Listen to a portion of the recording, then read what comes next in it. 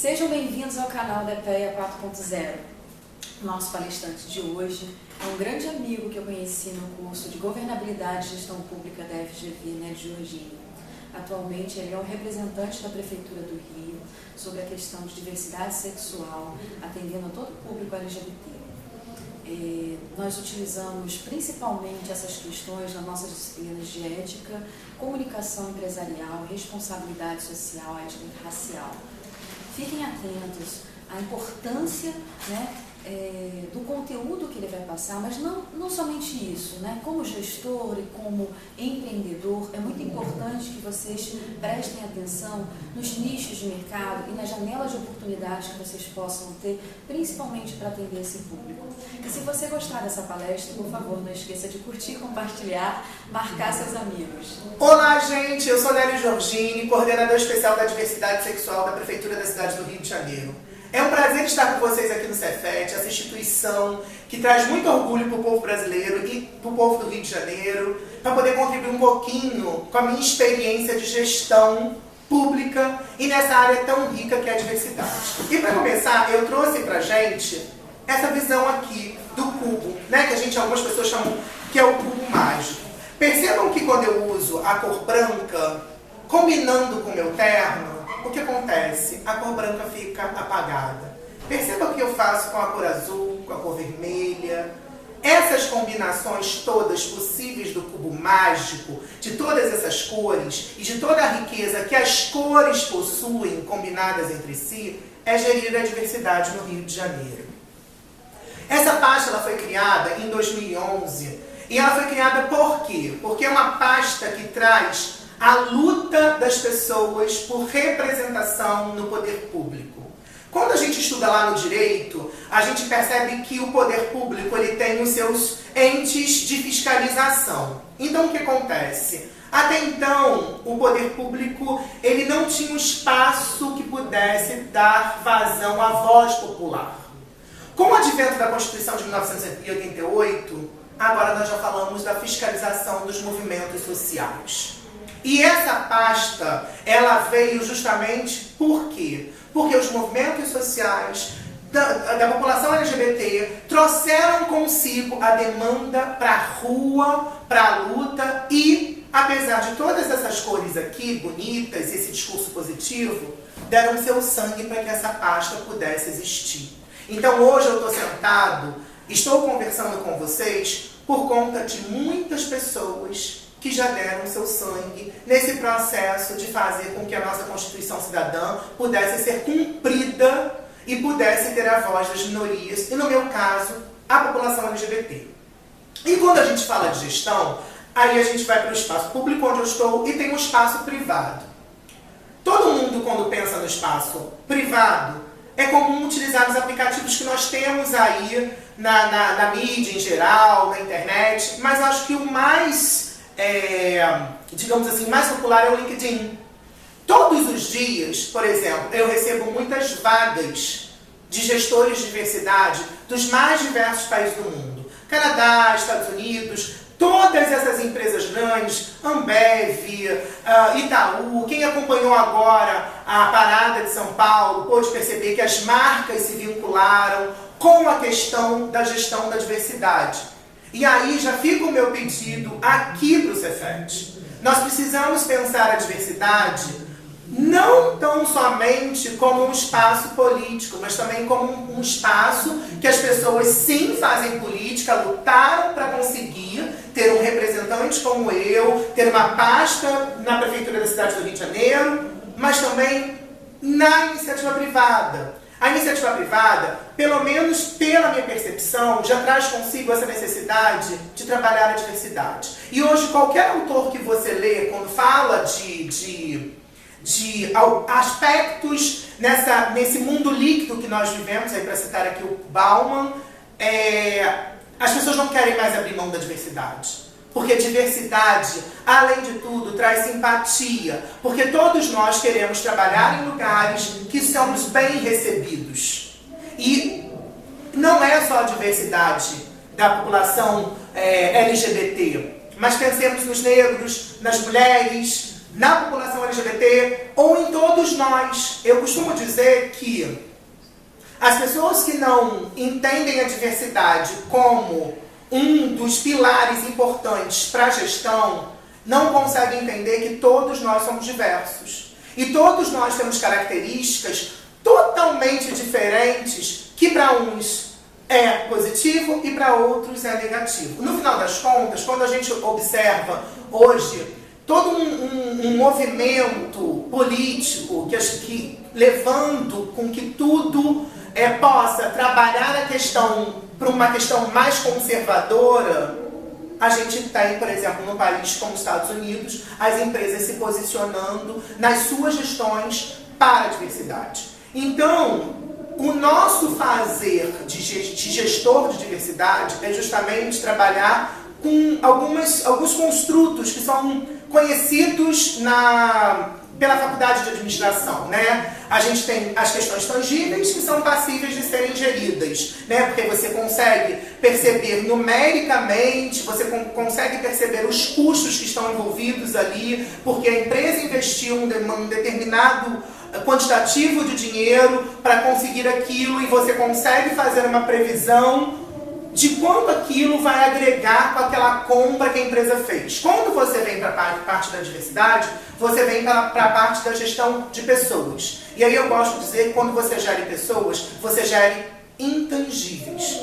Porque uma pessoa satisfeita trabalhando na sua empresa, ela vai conseguir trazer uma tangibilidade financeira gigante. Agora, se ela não se sente confortável na empresa, ela vai, além de não te trazer retorno financeiro pela ausência e precariedade do seu serviço, ela vai impactar no seu intangível. Por exemplo, a marca. Você imagina um funcionário que não se sente confortável trabalhando na empresa e aí se coloca publicamente nas redes sociais ou com seus amigos, usando aquela máxima do marketing, né? 1 para 11 ou 1 para tantos mais, dizendo que aquela empresa que está vinculada com aquela marca não recebe bem. E aí o que isso tem a ver com a diversidade? As pessoas, historicamente, elas basicamente tiveram uma opressão no que concerne esse binarismo, homem e mulher. E essa opressão, ela é histórica, ou seja, se você não está encaixado como homem, se você não está encaixado como mulher dentro desse binarismo, você ficava num tom de cinza, né? Como se as empresas e o Estado somente pudessem receber esse tipo de população. Com o advento, com a luta dos movimentos sociais, com a luta do Estado, enfim, com esse embate, hoje você tem o quê? Essa diversidade, digamos assim, ainda não estamos no ideal. Aqui no Brasil, por exemplo, a gente precisa que o mundo acadêmico tenha as faixas de gestão de diversidade, por exemplo, ensinar para os alunos como é gerir pessoas, mas para além do binarismo, para além do homem e da mulher. Ou seja, o Brasil ainda precisa melhorar nesse aspecto. Mas voltando para a questão da diversidade, você imagina que você não podia estar na sua empresa, não podia estar no seu ambiente de trabalho, não podia existir conforme você queria ser ou conforme você quer ser. Então, gerir a diversidade não significa tão somente usar as cores do arco-íris nas suas marcas, não significa tão somente investir neste ou naquele projeto. Significa ser de verdade. Significa ter uma política na sua empresa para que, por exemplo, as pessoas trans, que têm vários desafios, desde o uso do nome social, ao uso do banheiro, ao lidar no dia a dia com as pessoas, possa se sentir confortável na sua empresa. E no sentido não de ser exceção, mas no sentido de ter a sua identidade cultural, social, psicológica, psiquiátrica, que aí é um fazer da área de gestão de pessoas da empresa. E mais do que tudo, a área de gestão de pessoas da empresa, ela também precisa ser entendida pelos outros espaços da empresa como uma área estratégica. Porque se a empresa não gere pessoas de forma ideal, se não tem metas possíveis de serem alcançadas, se não tem formas de observar as habilidades daquele funcionário ou daquele servidor, para que ele possa entregar o seu melhor possível, respeitando junto com isso a sua identidade social, essa empresa não vai dar resultado. E se der resultado, não será um resultado sustentável. Porque lidar com diversidade é lidar diretamente com sustentabilidade. Nenhum funcionário, nenhuma pessoa vai conseguir se vincular a uma marca, a um trabalho, se ela não tem conforto de ser quem ela é.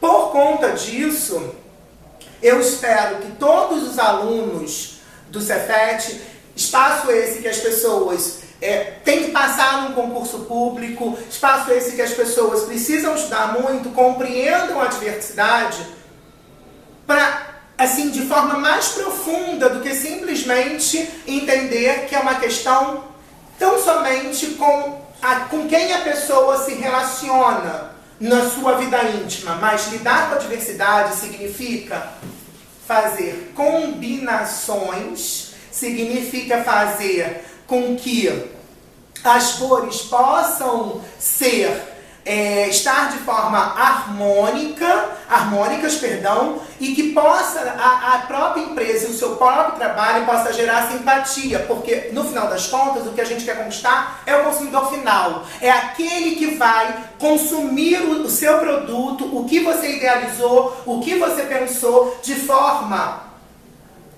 digamos assim, simpática, porque ninguém vai sair da sua casa para consumir um produto que foi pensado por uma equipe, que foi administrado para chegar nas mãos do consumidor final, sabendo que aquele trabalho desrespeitou quem quer que seja. Hoje, por exemplo, quem quer comprar um produto que tenha desrespeitado o meio ambiente? E quando a gente fala de meio ambiente, normalmente as pessoas pensam o quê? Em florestas, em animais. Meio ambiente é o todo, ele é difuso. E nós estamos incluídos neste meio ambiente. Tanto é que hoje, quando você pensa numa ação civil pública, numa ação popular, no que quer que seja, você pensa nesse direito difuso, aonde nós estamos incluídos nesse meio ambiente. E nós quem?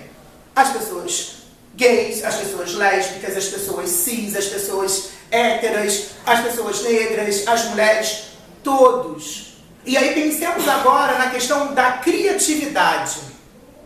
Uma empresa, quando padroniza, ou qualquer serviço que seja extremamente padronizado no que tange a criação, você vai ter exércitos que possivelmente vão pensar da mesma forma. E aí, como que você vai conseguir ter mudanças disruptivas no seu trabalho, no seu entregar de produtos, se você não consegue contemplar a diversidade? Porque diversidade é democracia, diversidade é liberdade, diversidade é simpatia. Isso aqui foi feito como?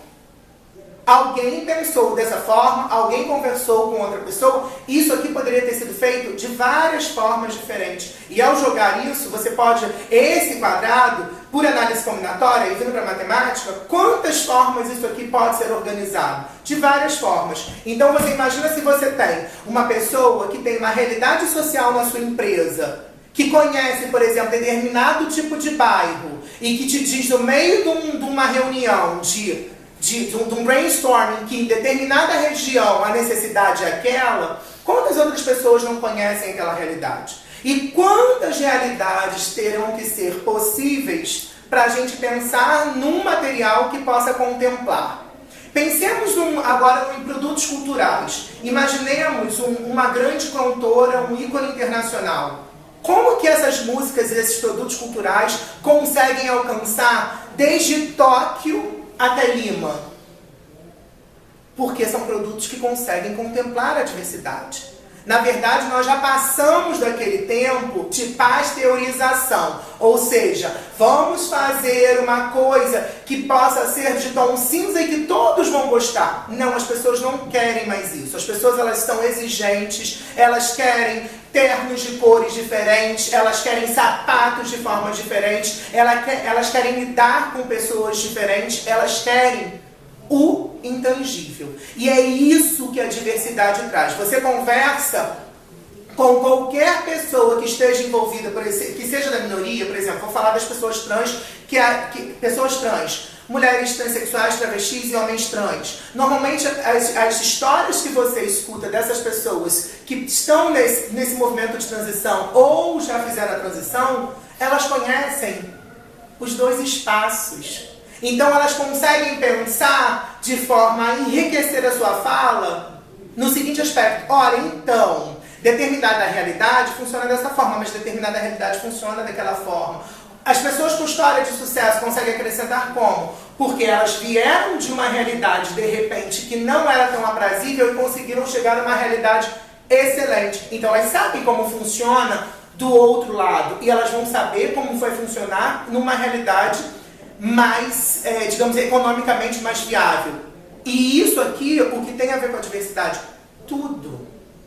Tudo. Porque não é simplesmente usar um crachá e uma bandeira. É entender que eu mesmo, ao estar conversando com vocês, eu preciso compreender que você, aluno do Cefet, por exemplo, sabe-se Deus se você consegue ter um dinheiro para comprar o seu almoço. Outros têm. Então, olha a diversidade aí também. A questão de poder fazer uma coisa, não poder fazer outra. Mas será que você vai ter que ser desmerecido por causa de questões econômicas? Será que você vai ter que ser desmerecido por questões de cor de pele? Será que você vai ter que ser desmerecido por questões de orientação sexual, por questões de gênero? Eu acho que isso não é mais viável para quando pensamos em administração, seja ela pública ou privada. Porque, no final das contas, todos nós somos seres humanos. E seres humanos precisam entregar o seu máximo possível. E é papel do Estado, da iniciativa privada, de todos, fazermos com que as pessoas consigam se desenvolver plenamente. E quando falo desenvolver plenamente, intelectualmente, psicologicamente, psiquiatricamente e possa agregar a sociedade como um todo. É isso, gente. Eu queria que vocês, para terminar a minha fala, pudessem ir lá no canal DEPEA 4.0, DEPA 4.0, do YouTube, que vocês curtam, que vocês visitem a página no Facebook, no Instagram, em todas essas comunidades sociais que nós temos. Qualquer coisa, me busque no Facebook. Eu sou Nélio Giorgini, N-E-L-I-O, e o meu segundo nome, Georgini. Contem comigo na prefeitura, me busquem do que vocês precisarem da diversidade. Foi um prazer estar com vocês.